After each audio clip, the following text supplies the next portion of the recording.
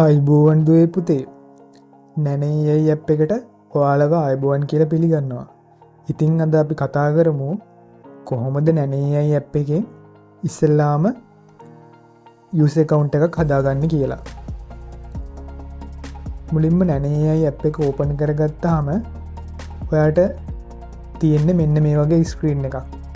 මෙතන ඔය පලවෙනි පාරට ඇප් එකට එන කෙනෙක් හින්දා ඔයා මෙතන සයින් අප් කියන බටන එක කලික් කරන්න. ඊට පස්සේ මෙතන ඔයාට ඔයාගේ ඩීටේල්ස් ටිකක් ෆිල් කරන්න තියෙනවා. මෙතන ඔයාගේ නම,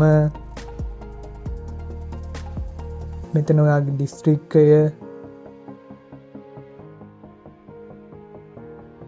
මෙතන ඔයාගේ පාසල, මෙතන ඔයා ඕලෙවල්ද ඒලෙවල්ද කියන එක, ඕලෙවල් නම් ඔයාට පුළුවන් මෙතනින් ඔයාගේ ග්‍රේඩ් එක සිලෙට් කරන්න.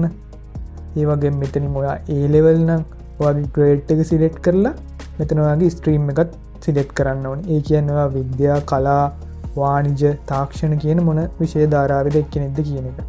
මුලින්ම මම ඕලෙවල් එකවුන්ට් එකක් හදන හැටි ඔයාලට කියලා දෙන්නම්. මෙතනින් මම 10 වසරේ සිලෙට් කරගන්නවා.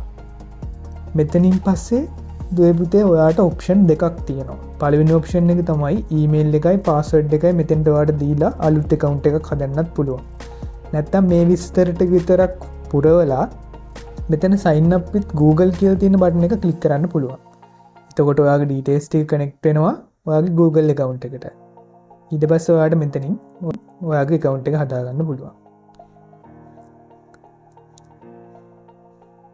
මේක තමයි ඔයාගේ 10 ශ්‍රේණියට account එක හැදුවාම එන ස්ක්‍රීන් එක. අපි ඊළඟ වීඩියෝ එකකින් කතා කරමු ඔයාගේ setting වලට access කරන්න කොහොමද සහ තවත් app එකේ තියෙන features වලට.